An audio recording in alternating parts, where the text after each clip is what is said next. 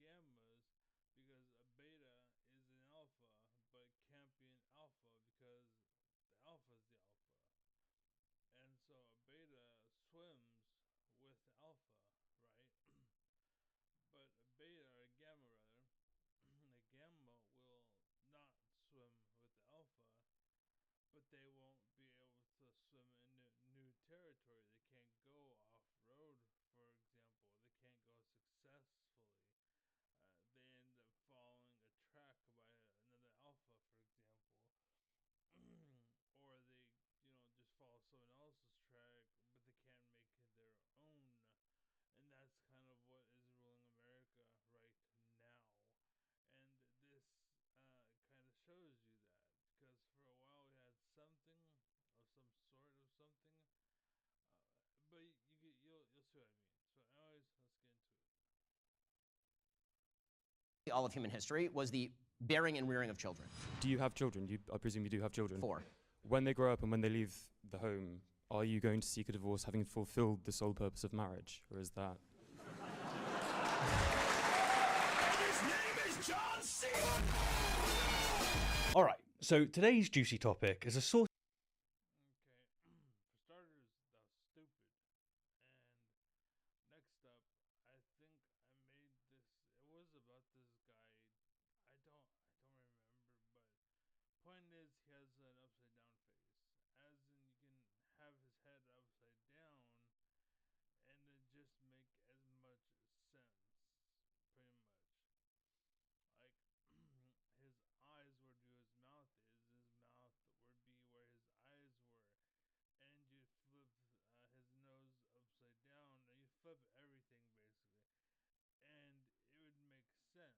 Pretty much, you flip his head upside down, it would still seem like okay, there's his hair, and that's his chin hair, right? And it makes sense. So, upside down face. Anyways, Saucy slap fight between a Cambridge smarty pants and Ben Shapiro, with no, not Smarty Pants. Ben Shapiro meets another Ben Shapiro, and I am going to make fun of you for your spelling error. the hot seat being gay marriage. Now, Ben, who's deep into his Orthodox Judaism, swears up and down that his political beef with gay marriage is entirely secular. His religion, he insists, doesn't play a role. I don't make public policy based on my Judaic beliefs. But whatever his true motive, his justifications are wild. Let's hear them. Thank you for a very interesting discussion. My question is, So just to get this straight, Ben Shapiro claims that his beliefs are not founded to be on the religion, and his reasons are crazy, and that's kind of the reasoning for what. Okay, there you go. about your beliefs on gay marriage, which I believe are informed by your practice as an Orthodox Jew. Is that right? I will say yes and no. The yes only in the sense that yes, Orthodox Judaism is against gay marriage, and yes, I also have secular reasons for opposing gay marriage. I don't make public policy based on my Judaic beliefs. But is this really the case? So he's saying that yes, I feel that gay is bad, but I don't make laws based on how I feel, and you're questioning that. Okay. Does Ben's belief that the creator of the universe considers homosexual relations an abomination play any role at all, in his political case opposing gay marriage? Ben says no. I don't make public policy based on my Judaic beliefs. But I find this remarkably unlikely. Having fundamental Unlikely? That you can feel that all you want. That's like I choose the middle. It's like, okay, well have fun wasting away in the desert. We're either gonna be in the dog house or in the mansion, but you're gonna be between the two houses because you didn't make up your mind. And as a result, essentially you're sleeping outside. So good job, upside down face, well done. religious baggage that tells you explicitly, from God no less, that homosexual practice is an abomination is almost certainly going to play into your secular beliefs. So you're saying just because that is belief, that no matter what, it's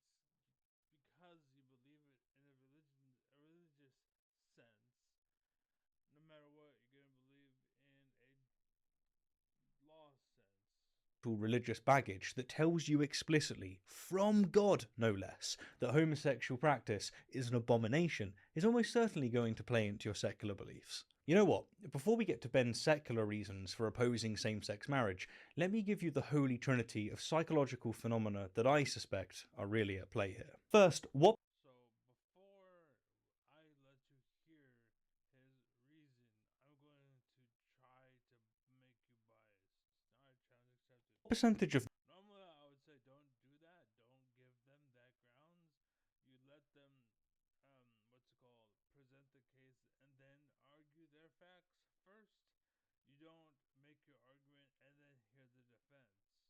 Generally speaking, in a normal case, it's plaintiff versus defendant, and you don't say, okay, defendant, what's the story? You say, plaintiff, what's the story? You know what I'm saying?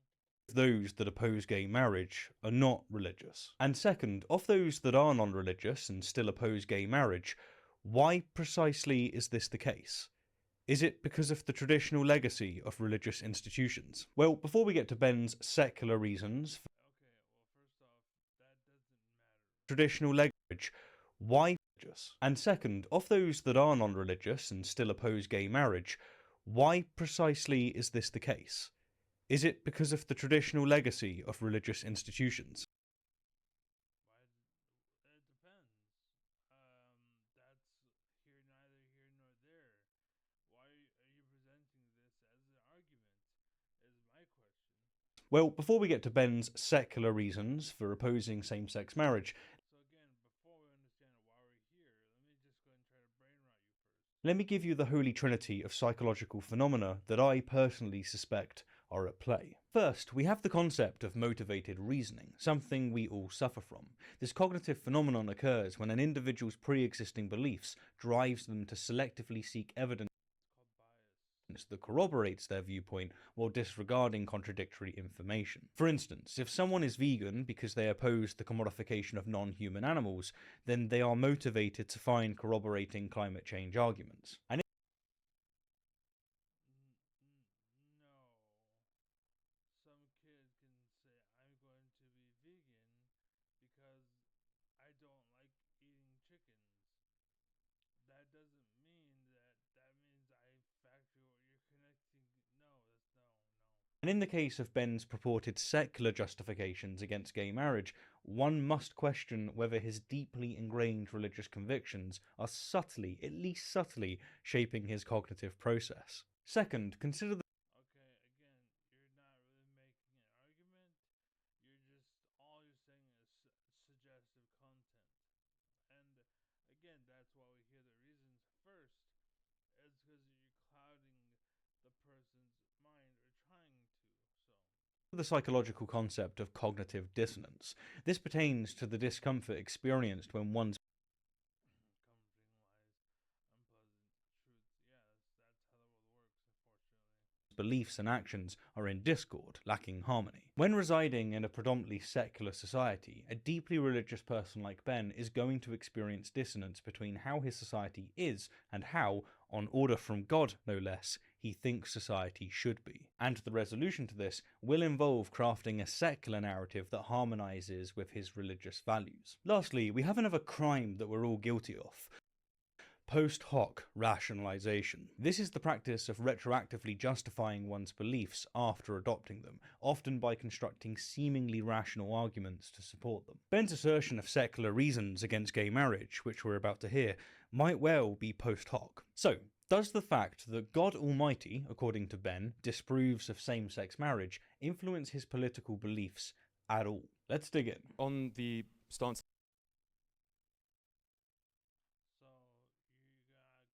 So you gotta state his claim. That's hella lame, dude. All you did was chum the waters. You understand that? It's kind of what streamers do when they play League of Legends. They're like, oh man, it sucks being famous because I have to go against all these kids that want to shoot me down. No, that's called playing a competitive game. You go against a team that wants to shoot you down. Basically, what you have is a chummed water basis, or you have people good side, so I gotta suck his dick and do exactly what he says, and I don't have that. So you're trying to create the opposite scenario bias, but I'm not stupid, and I know that's not true. So that you do hold that is informed by your Orthodox Judaism beliefs. Why do you think it's justifiable to extend these religious prohibitions on people who don't practice Orthodox Judaism? So I just said I didn't. Now, Ben may generally think that his religious beliefs don't inform his political more chumming of waters. Okay, so all he said was all I already said. Judaism. So I just said I didn't. Now, That's it. I just said I didn't. That's all Ben has said thus far. It's already been 4 minutes. Look how he's chumming the waters. Ben may generally think that his religious beliefs don't inform his political beliefs, but his supposed separation is very, let's say, convenient. In fact, it's as convenient as intelligent design proponents who insist that they have entirely secular reasons for looking for evidence of a divine creator, and it just so happens to be a lucky coincidence that they all believe in God. You can call me cynical if you wish, but I think we know what they're doing. We're presented with a secular puppet, but we can see the religious strings above. So I mean, Okay. so Not really. Like, all you did was they have it upbringing and they have a belief, but they're not ruled by it. But they have it, and you're acting like they're puppets because it's next to them. Like, I don't understand it. Evidence of a divine creator, and it just so happens to be a lucky coincidence that they all believe in God. You can call me cynical You're cynical. if you wish, but I think we know what they're doing. We're presented with a secular puppet, Yeah, it's called you're cynical. but we can see the religious strings above. I mean, Okay. so I'll start with that. I So see. so there's that. If you want to get, But that doesn't form your belief, though. Am I right in saying that that on a religious side, but not on a secular, moral side. So on a secular moral side, the argument against gay marriage is not even an argument against you living a life that you want to live or anybody else living a life that they want to live without government subsidy. The question of what publicly subsidized marriage looks like. If you want to go to a pastor right now and do whatever you want to do, that's your prerogative. I don't have any problem with that. What I do have a problem with is when the state, which So, for the record, did you hear him? that's your prerogative. I don't have any problem with that. Right? So you're wrong, basically. So he just said, do what you want. I don't care. His problem is the state caring where he doesn't, essentially. You understand? That's the argument now. So it went from Ben to now it's Ben's belief of the state. But yeah, you're trying to pin it on Ben, but it's his belief on the state. You understand? What I do have a problem with is when the state, which has to presumably have an interest in the sanctification of a relationship, in order for them to sanctify the relationship, the question is, what is the thing that is being sanctified by the state and why? Well, my fellow apes, let's delve into the nitty-gritty of what the state actually sanctifies when it comes to marriage and why they stick their bureaucratic noses into our personal affairs. First, That's kind of the crux of the argument. I don't know why you made every statement like literally. You might as well just started the video here at 5 minutes and 20 seconds, and we would have been good. But you had to go chum the waters as much as you could for some reason. Oh, it's because you're dishonest and you're a piece of shit. But continue. First up, we've got the legal and economic framework. This is where the government lays down the rules and regulations that govern the rights and responsibilities of married couples. Think tax benefits, inheritance laws, and the whole shebang. The state wants to ensure some level of legal structure to facilitate the functioning of society and the economy. Next on the list is family and child welfare.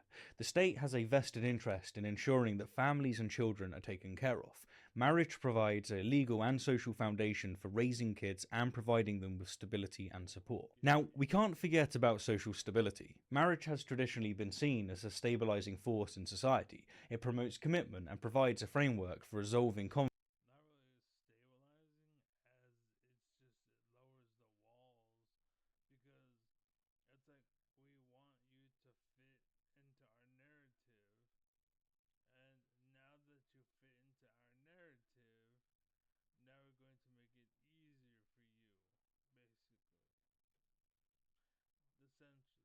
conflicts and disputes within relationships. The state doesn't want things to get too chaotic out there, so they encourage stable relationships. No. The wife and the husband and wife is an old timey traditional belief, basically. And what you said or may not exist, basically. But the point that I'm trying to get to is they want something out of it, basically. And you are completely ignoring that aspect of it, and you're simply looking at more of the business end, or to say the least, like what's going on with people, if that makes sense. How it affects us as people. But you're not seeing the conflicts in the law. So I don't know. So try to explain. Speaking of chaos, let's talk about public health and welfare. Marriage often comes with access to healthcare benefits and social security, which can have a massive impact on public health and well-being. Alright, here's a big one. Property and inheritance. When you tie the knot, it affects who gets what when one partner passes away.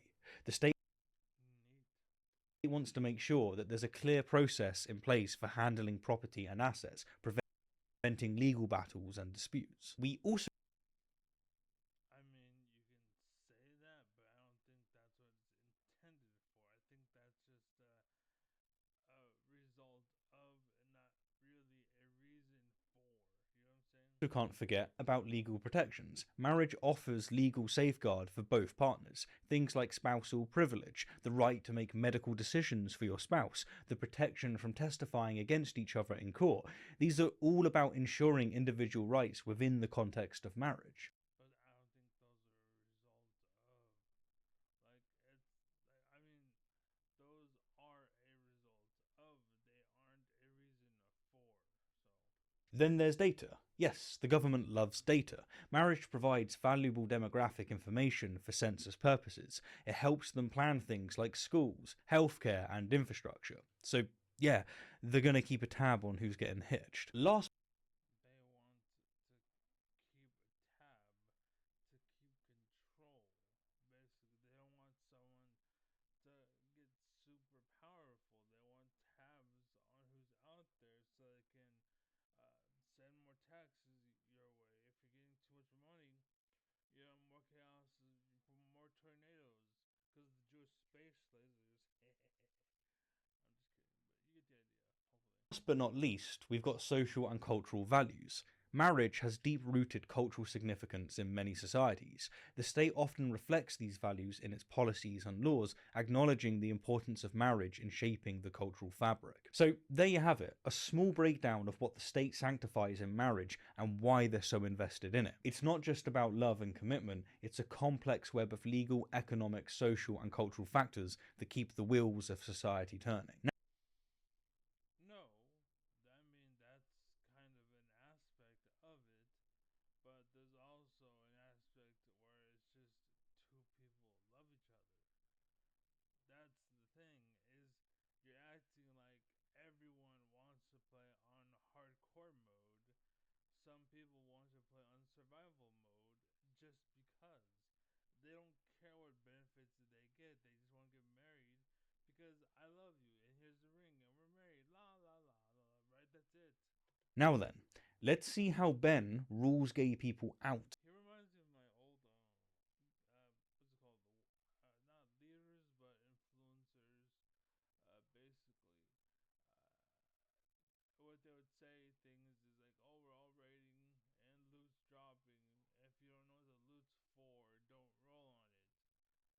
But what the thing was, if the loot fell, then you could take that loot, and it was for a reason, basically.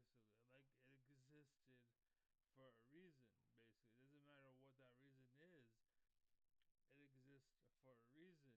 And they're trying to say because you're stupid and because you're wasting your time and you're just here to have fun, like kind of like what he's saying. Um, just because you want to get married, just because you should skip out on getting married, because in truth with getting married is for this business reason, and that's all I'm seeing. I don't see it as like we're engaged. I don't see it as like we're just doing it to do it. I see it as we're doing it for this because of this. You see what I'm saying? Of this privilege. So when I look at marriage, the purpose of marriage for literally all of human history was the bearing and rearing of children. So Ben has thrown down his gauntlet by claiming that the sole purpose of marriage throughout human history has been the bearing and rearing of children. But as just covered, there are many other reasons why the state gets involved in marriage. It's not just about popping out little ones. If we were to follow Ben's logic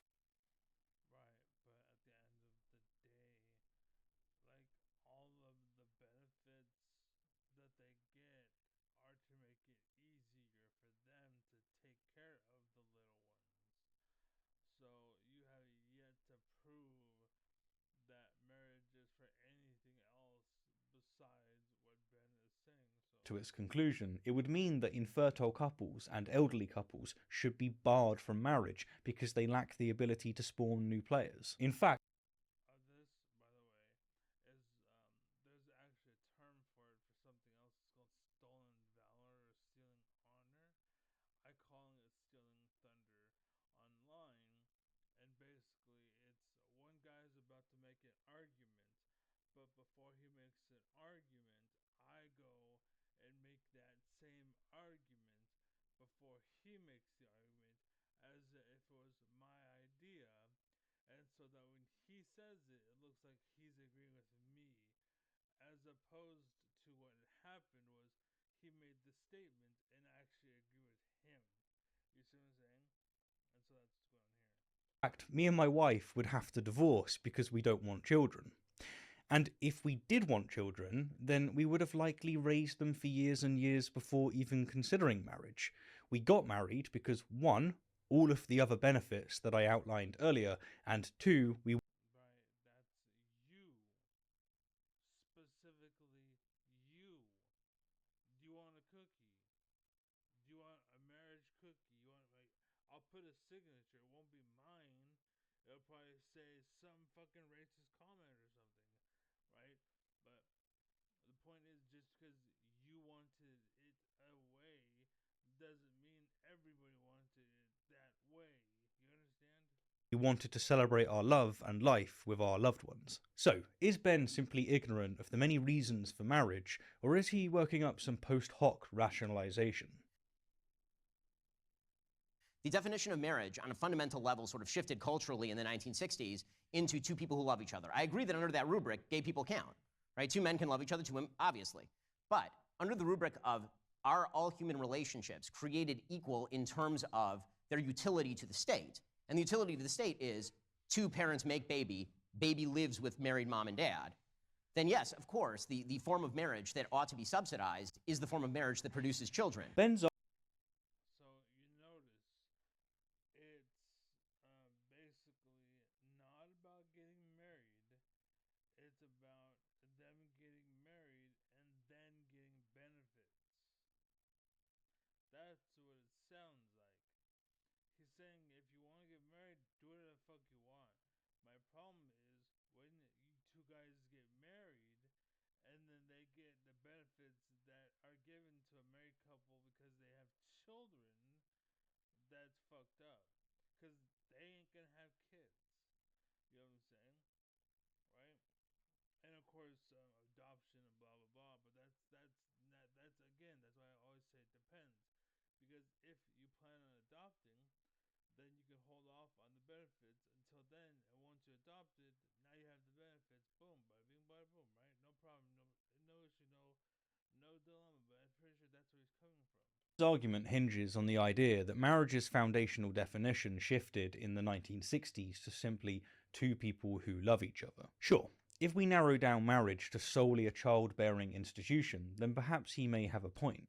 If the only purpose of marriage was to make babies and raise them with No, no, no. He's also saying that that was the point, was to make babies. He's not saying if we add later. He's saying if that's what it was, basically. Once once upon a time, the whole reason why you got married was so that when you had kids, it was easier for you and your loved one and the child, and that was the point. And what he's saying is he's worried that gay people are getting married just for the benefits, but there's no child involved, and that isn't that's of a married mum and dad, then yes, it would follow that the state should only subsidise that form of marriage. But it's not the wood of marriage was to make institution then perhaps each other. Sure, if we narrow down marriage to solely a childbearing institution, then perhaps he may have a point. If the only purpose of marriage was to make babies and raise them with a married mum and dad, then yes, it would follow that the state should only that's what he's saying. subsidize that form of marriage. But it's not the only purpose, is it? It's not just about procreation, it's about companionship, emotional support, legal rights, and much, much more. But legal rights, define legal rights, because up to that point I was with you, and then you said legal rights. Okay, what legal rights? Like, for example, they get the married couple suite. Maybe that okay. That's okay. Fair enough. Okay, but they get what's it called?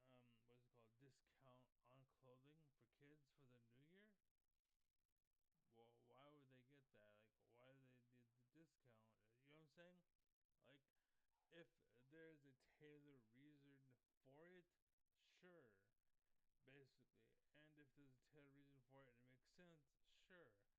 But what it sounds like Shapiro was saying was, why is it that you're getting the benefits if you don't have the reason for the benefits? The state has a vested interest in childless marriages too, Ben. These unions Like, contribute to social stability, economic productivity, and the overall well-being of individuals and the entire community. And right, but that's not what we're here about. We're talking about the kids and how they pay less because them paying less allows them to pay more into the school. Why should a father and a father get that benefit if they have no kid going to school to pay into? And that's particularly true in a West that is currently reproducing at lower than replacement rates. Okay, yes. I suppose I'd ask to that, do you have children? I presume you do have children. 4. When they grow up and when they leave the home, are you going to seek a divorce having fulfilled the sole purpose of marriage? Or is that...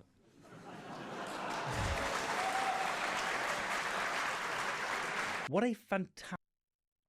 That's a fair question. You can say, okay, so what is your intention? Like, he's kind of like feeling and prodding, basically, like, where are you standing here? You are too busy trying to, like, here's a flag, here's a flag, here's a flag, but you're not really saying anything that they're saying. You know what I'm saying? You're just taking liberty. I, B, C, D, E, and you're like, F, G, H, I, J, K, L, M, N, P. And it's like, slow down there, buddy. Like, maybe you want to go that way, but maybe you want to like stop there and okay, now we're gonna restart, but it's gonna be A B C D E F G. Yeah, maybe they're going somewhere else with it, but for you to rush along, the idea is stop claiming things before you know.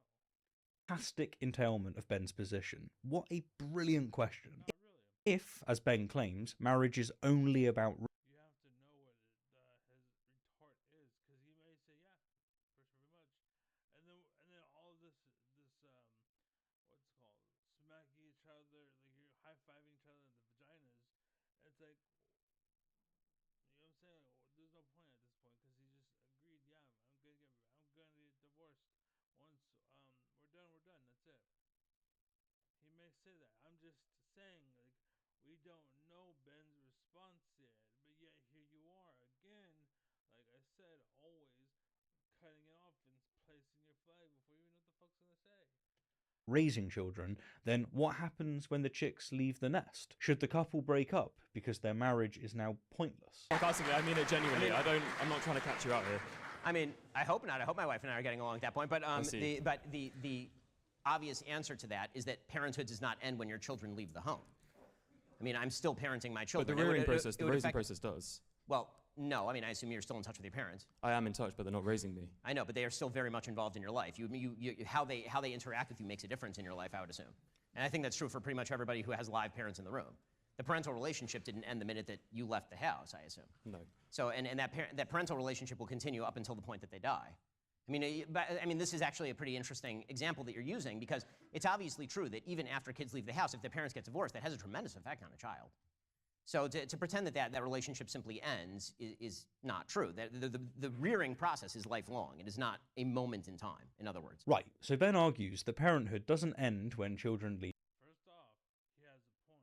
Secondly, now I'm going to home, and that's true to some extent. Parents often remain involved in their children's lives, but let's take this further. What if a couple, under Ben's rubric, faces the heartbreaking scenario where they can't have any more children and, tragically, they lose their only child?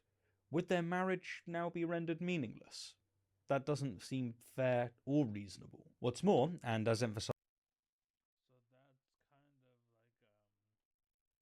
a special, what's it called? A special event or special circumstance. And all you're doing is you're like a child looking for an exploit. And the government is like, we weren't looking for a fault, essentially. It's kind of like what's going on in the Jubilee, where there's the debate where it's like, are you Christian or not? And Jordan Peterson's like, well, I don't have to tell you. And the kid's like, haha, that means legit. And he's trying to draw a conclusion. And the point was, like, we're here having a debate. And the point is to go from A to B to C and have the debate. But all you're here to do is try to find a weakness where, like, that's just the point of the discussion. Like, why are you here if your whole point is just oh, you misspelled the word the, therefore, you know what I'm saying? Like, the government didn't plan for this. It's not bringing this up. It's not accounting for this. It's not. If that happens, unfortunately, then just whatever. We're not. Good luck. Good luck. You're like, no, I need to know what the fuck it does. Like, why? What are you doing right now? You're just splitting hairs, bitch. earlier, according to Ben's view, a straight couple who find love later in life, past childbearing age, shouldn't be eligible for marriage. Likewise, young straight couples who can't conceive, say, for example, because the wife has had her ovaries removed due to cancer, must be denied the institution of marriage. Again, drawing conclusions. It's abundantly clear, This stuff wouldn't be allowed in court. is it not, that Ben's argument isn't just poorly reasoned, it's riddled with inconsistency No, your argument is flawed. It's stupid and ignorant at best. and post hoc rationalizations. Oh no, that's your argument is full of. It's bullshit, basically. He is either very ignorant of This is the problem with people like him that exist in a bubble and then reach out only to make a stand. Whereas what you should have done is like, how you guys feel about this? What do you think? Okay, that's how you guys feel. How you guys think? How you feel? Okay, that's how you guys feel. How you feel? How you think? Okay, I ran a study. I asked these three groups, and they all said this. What the fuck, society? That's the proper way to do it. But what you did is like, I feel that this is an answer. Society, I feel that this is an answer. Like, and what happens is there's bad people in the world that are like, we're gonna fund that because we want people to pay attention to that, because that splits and asks questions and makes a situation more chaotic than ever needed to be, and you're splitting hairs at that point, and divided they fall, and divide and conquer, and so forth and so forth, and that's why you're top of the line. That's why what's his name, Nightblue was top of the line. That's why Taiwan is top of the line, right?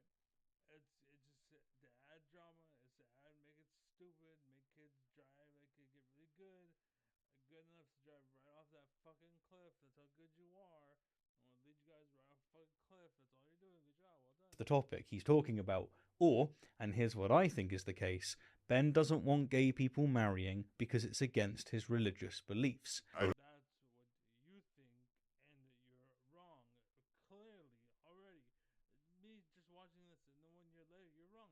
You're stupid. Don't make public policy based on my Judaic beliefs. Cool. He doesn't. And you didn't prove anything. All you proved is you're a dumbass, and you've proved I don't make that having a brain, or should I say, not having a brain, is okay, and you can still fork an opinion and place it in the middle of the road for people to see it, so that evil rich people with money can make it a bigger situation that it is, so that you ruin the world, and that wherever you are heard, it just divides people further and further and further, and that's the only reason why you exist. Um, and for me, again, Bernie blackouts, I'm the same thing. Because I bring people together, and because I shut people like your ignorant dumbass self up, I don't get heard. But it's because they want a division.